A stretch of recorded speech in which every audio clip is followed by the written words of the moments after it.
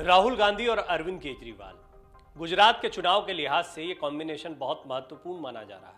ये तय माना जा रहा है कि अगर दोनों ताकतें मिलकर बीजेपी का मुकाबला करें तो बीजेपी की चुनौतियां बढ़ जाएंगी। लेकिन इसके बावजूद केजरीवाल और कांग्रेस के बीच में कुछ दूरियां भी हैं। इन्हें दूरियां कहना गलत होगा, ये राजनीतिक स्वार्थ भी हैं। जहां जहां कांग्रेस कमजोर हुई है वहीं वहीं केजरीवाल मजबूत हुए हैं, ये बात सही है।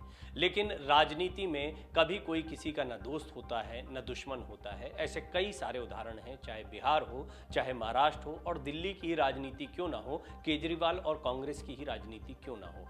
ऐसा नहीं है कि हमेशा से केजरीवाल और कांग्रेस के बीच में दूरियां रही होंगी। हमने ये भी देखा है कि किस तरह से कांग्रेस और केजरीवाल साथ में भी आए हैं जब दिल्ली में बीजेपी को सत्ता से दूर रखना था। अब अगर मकसद एक है तो क्या प्लान भी एक जैसा होगा? क्या दोनों साथ में आएंगे? एक बहुत बड़ा सवाल है। बहरहाल इस रिपोर्ट में जानिए कि राहुल गांधी और अरविंद केजरीवाल एक ही मकसद वाले अलग अलग मिशन पर निकले हैं, तो क्या उनकी यात्रा भी एक ही मानी जाए? क्या दोनों साथ में आ सकते हैं और इसके ठोस आधार कैसे बनते हैं? जनता के सामने सीधे अपनी बात रखने के मकसद से कांग्रेस के पूर्व अध्यक्ष राहुल गांधी और आम आदमी पार्टी के राष्ट्रीय संयोजक अरविंद केजरीवाल एक ही मकसद वाले अलग अलग मिशन पर हैं। एक ही दिन दोनों की यात्राओं की शुरुआत हुई, रूट अलग अलग है, लेकिन नजर 2024 के लोकसभा चुनाव पर, यानी मकसद एक है। आप और कांग्रेस दोनों ही अपने पॉलिटिकल एजेंडे को आगे बढ़ाने की कोशिश कर रहे हैं। कहा तो यह भी जा रहा है कि आम आदमी पार्टी राष्ट्रीय राजनीति में कांग्रेस की जगह लेने की तैयारी भी कर रही है। वहीं गुजरात और हिमाचल प्रदेश में विधानसभा चुनाव की तैयारियों के बीच यात्रा अहम साबित हो सकती है। दिल्ली के मुख्यमंत्री अरविंद केजरीवाल ने 7 सितंबर से देश को नंबर 1 बनाने का अभियान शुरू किया, तो वहीं दूसरी तरफ इसी दिन कांग्रेस राहुल गांधी के नेतृत्व में कन्याकुमारी से भारत जोड़ो अभियान की शुरुआत करती है। दोनों कार्यक्रमों को 2024 के लोकसभा चुनाव से जोड़कर देखा जा रहा है। माना जा रहा है कि कांग्रेस भारत जोड़ो अभियान के बहाने देश में अपनी जड़ों को मजबूत करने की कोशिश करने जा रही है, तो आम आदमी पार्टी पहले ही 2024 की लड़ाई नरेंद्र मोदी बनाम अरविंद केजरीवाल के बीच होने का दावा कर चुकी है। ऐसे में क्या अरविंद केजरीवाल ने अपने अभियान के लिए जानबूझकर 7 सितंबर की तारीख चुनी ताकि कांग्रेस के अभियान को फीका साबित किया जा सके, या कांग्रेस की तरह ही वो उसी मिशन पर निकले हुए हैं जिस मिशन पर राहुल गांधी निकले हैं, और कहीं ना कहीं दोनों अलग अलग मोर्चों पर एक ही मकसद को पूरा करने की कोशिश कर रहे हैं, और वो है बीजेपी को रोकना?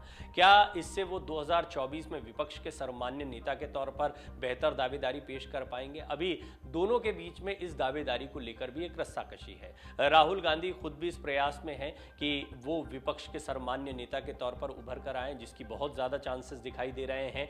राहुल गांधी और कांग्रेस पहले भी विपक्ष का नेतृत्व कर चुके हैं। शरद पवार, नीतीश कुमार चाहते हैं कि केंद्र में राहुल गांधी या कांग्रेस रहे, लेकिन राहुल गांधी का चेहरा होगा नहीं होगा, इसको लेकर एक बड़ा सवाल बरकरार रहेगा, क्योंकि 2014-2019 की हार के बाद से ही राहुल गांधी लगातार निराशा में जा रहे थे, और उसके बाद में भारत जोड़ो यात्रा ने एक तरीके से उन्हें एक नई ताकत दी है, एक नया जोश दिया है, और राहुल गांधी दोबारा फ्रंट फुट पर आते दिखाई दे रहे हैं। बहरहाल यही मकसद कुछ अरविंद केजरीवाल का भी दिखाई देता है। दिल्ली के बाद पंजाब के बाद अब वो गुजरात और हरियाणा में कोशिशें कर रहे हैं, तो कहीं ना कहीं वो अपनी पार्टी को बड़ा बना रहे हैं और कोशिश कर रहे हैं कि वो विपक्ष का सर्वमान्य चेहरा बने।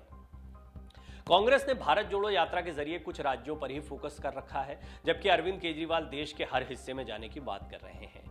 कांग्रेस की बहुप्रचारित भारत जोड़ो यात्रा को कन्याकुमारी से कश्मीर तक के प्रतीकात्मक स्वरूप पर फोकस रखा गया है, जबकि अरविंद केजरीवाल देश के हर हिस्से में जाने की बात कर रहे हैं। अरविंद केजरीवाल आगे क्या करते हैं तो देखना होगा, लेकिन कांग्रेस की भारत जोड़ो यात्रा में व्यवहारिक तौर पर पूरे भारत को कवर नहीं किया जा रहा है। कांग्रेस की तरफ से तो यात्रा के पड़ावों की लिस्ट के बारे में ही पूरा रूट मैप जो है या रोड मैप जो है उसे बता दिया गया है। आम आदमी पार्टी की तरफ से अभी इतना ही बताया गया है कि एक एक करके सभी राज्यों में जाएंगे और लोगों को जोड़ेंगे। जो लोग इस कैंपेन से जुड़ना चाहते हैं वो मिस कॉल करके जुड़ सकते हैं। मेक इंडिया नंबर 1 अभियान अपने जन्म स्थान हिसार से शुरू करने वाले अरविंद केजरीवाल का कहना है कि वो लोगों को जोड़ने के लिए बाकी राज्यों का भी दौरा करेंगे। कांग्रेस और केजरीवाल दोनों की ही यात्राओं का राजनीतिक मकसद पूरी तरह साफ है, लेकिन दोनों में एक अंतर नकारात्मक और सकारात्मक दृष्टिकोण का भी लगता है, और यही वो बात है जिससे लोगों पर अलग अलग असर देखने को मिल सकता है। राहुल गांधी को इसकी भनक हो ना हो, अरविंद केजरीवाल तो पूरी तरह वाकिफ लगते हैं। बीजेपी को कड़ी टक्कर दे रहे हैं अरविंद केजरीवाल। जैसे जैसे अरविंद केजरीवाल हिंदुत्व की राजनीतिक अहमियत समझ रहे हैं, वैसे ही वो जान चुके हैं कि जब तक लोगों को अच्छे दिनों जैसे सपने नहीं दिखाए जाते वो हाथ नहीं आने वाले हैं। जैसे 2014 में प्रधानमंत्री मोदी को आगे करके बीजेपी ने अच्छे दिनों की उम्मीद जगाई, अरविंद केजरीवाल करीब करीब उसी अंदाज में भारत को नंबर 1 बनाने और देश को दुनिया में सुपर पावर बनाने का सपना दिखा रहे हैं। क्या अरविंद केजरीवाल की स्ट्रैटेजी पर गौर किया है आपने? अरविंद केजरीवाल भी राहुल गांधी की तरह बीजेपी और मोदी को कटघरे में खड़ा कर रहे हैं, लेकिन तरीका थोड़ा अलग है। राहुल गांधी और अरविंद केजरीवाल दोनों ही नेताओं के निशाने पर बीजेपी और प्रधानमंत्री मोदी हैं, लेकिन दोनों ही अलग अलग तरीके से प्रधानमंत्री मोदी और उनकी सरकार को कटघरे में खड़ा कर रहे हैं। अब बड़ा एक सवाल है कि विपक्ष का नेता कौन होगा। अरविंद केजरीवाल की रणनीति है कि अपनी लोकप्रियता के बल पर वो 2024 में विपक्षी दलों के सर्वमान्य नेता के तौर पर उभर कर आए, लेकिन इसके लिए कितने राजनीतिक दल सहमत होंगे कहा नहीं जा सकता।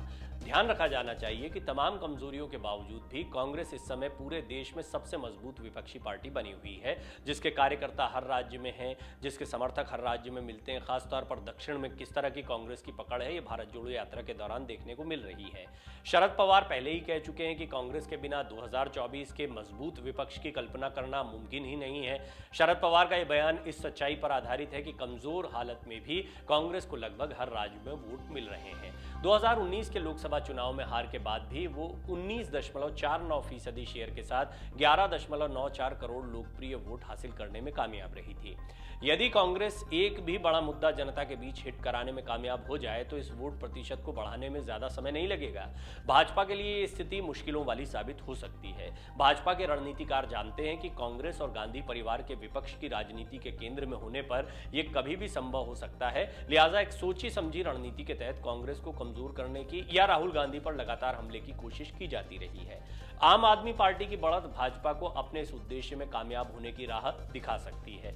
यहाँ यह भी देखा जा सकता है कि आम आदमी पार्टी उन्हीं राज्यों में ज्यादा मजबूत लड़ाई लड़ रही है जहां भाजपा के मुकाबले में कांग्रेस कमजोर पड़ रही है। यानी कांग्रेस तब और कमजोर हो जाती है जब आम आदमी पार्टी विकल्प के तौर पर सामने आती है, जैसे दिल्ली, पंजाब और गुजरात। लेकिन वो उन राज्यों में लड़ती हुई नहीं देखी जा रही है जहां दूसरे विपक्षी दल भाजपा से लड़ रहे हैं। उत्तर प्रदेश, बिहार, पश्चिम बंगाल, तमिलनाडु, आंध्र प्रदेश, इन राज्यों में देखा जा सकता है कि यहां पर आम आदमी पार्टी उतना जोर नहीं लगाती है।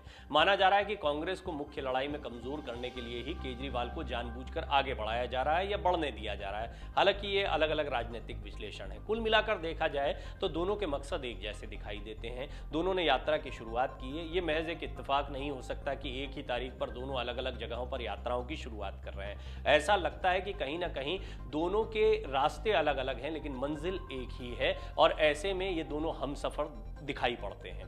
दिल्ली में भाजपा बनाम आम आदमी पार्टी की लड़ाई साफ साफ तौर पर दिखती है। इस समय दिल्ली में बीजेपी बनाम आम आदमी पार्टी की लड़ाई चर्चा का विषय बनी हुई है। मीडिया में इस तरह की चर्चा बनी रहती है कि पार्टी को गुजरात और हिमाचल प्रदेश के विधानसभा चुनाव में भी लाभ मिल सकता है, जहां इसी साल के अंत में चुनाव होने हैं। हालांकि कुछ राजनीतिक विश्लेषक ये भी कहते हैं कि आम आदमी पार्टी को जरूरत से ज्यादा प्रचार देना भी भाजपा की चुनावी रणनीति का हिस्सा हो सकता है। इससे वो कांग्रेस को कमजोर करने में कामयाब हो सकती है। यदि गुजरात में आम आदमी पार्टी मजबूत होती है तो इससे विपक्ष का वोट बटेगा, इससे कांग्रेस कमजोर होगी, जिसका सीधा फायदा भाजपा को होगा और उसकी जीत की राह ज्यादा आसान हो जाएगी। केजरीवाल लोगों को जोड़ने के लिए अन्य राज्यों का दौरा भी करेंगे। केजरीवाल ने कहा कि भारत तब तक दुनिया का नंबर 1 देश नहीं बन सकता जब तक कि वो हर बच्चे को अच्छी और मुफ्त शिक्षा नहीं दे। अपने शिक्षा के मॉडल को इसलिए वो हर जगह रख रहे हैं। आम आदमी पार्टी और कांग्रेस का इतिहास ये समझने जैसा है। आम आदमी पार्टी का तो बहुत पुराना इतिहास है नहीं, लेकिन कांग्रेस का सबसे पुराना इतिहास है। बहरहाल अगर इन दोनों के कॉम्बिनेशन की बात करें या इन दोनों पार्टियों के इतिहास की बात करें तो साल 2013 में केजरीवाल ने दिल्ली की 3 बार की मुख्यमंत्री शीला दीक्षित के खिलाफ चुनाव लड़ा था। तब दीक्षित ने कहा था, कौन है अरविंद केजरीवाल, क्या है आप? ये ऐसी पार्टी है जिसकी तुलना कांग्रेस या भारतीय जनता पार्टी से की जा सकती है। खास बात है कि तब केजरीवाल ने न केवल कांग्रेस नेता को हराया बल्कि उनकी पार्टी ने कांग्रेस के हाथों से दिल्ली भी छीन ली। यही हाल पंजाब विधानसभा में भी हुआ है। केजरीवाल ने तब पंजाब के मुख्यमंत्री रहे चरणजीत सिंह चन्नी को दोनों सीटों से हार दिलवाई थी, या फिर इस तरीके से उन्होंने स्ट्रैटेजी बनाई कि चरणजीत सिंह चन्नी ही नहीं बड़े बड़े नेता हार गए। नतीजा भी यही हुआ और चन्नी अपने गढ़ चमकौर साहिब और भदौर सीट दोनों से हार गए थे। खास बात है कि दोनों ही सीटों पर केजरीवाल की पार्टी के उम्मीदवार ने उन्हें हराया। वहीं चुनाव का अंतिम नतीजा भी यही हुआ कि कांग्रेस के हाथों से पंजाब भी निकल गया और आप ने शानदार 92 सीटों पर जीत दर्ज की।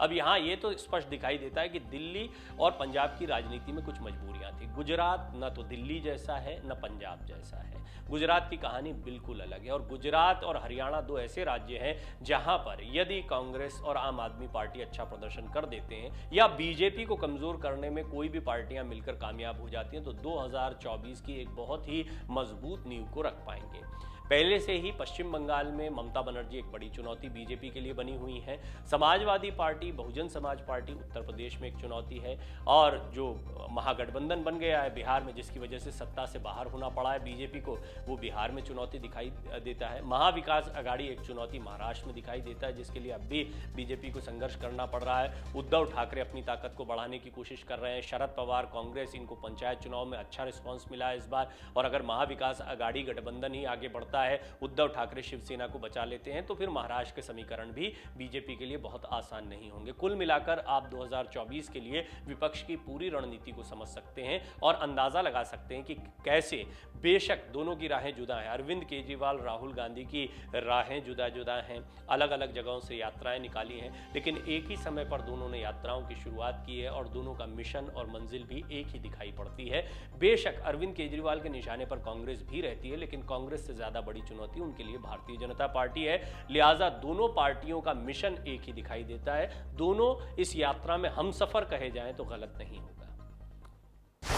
डाउनलोड करें अमर उजाला ऐप और पाएं खबरें लगातार।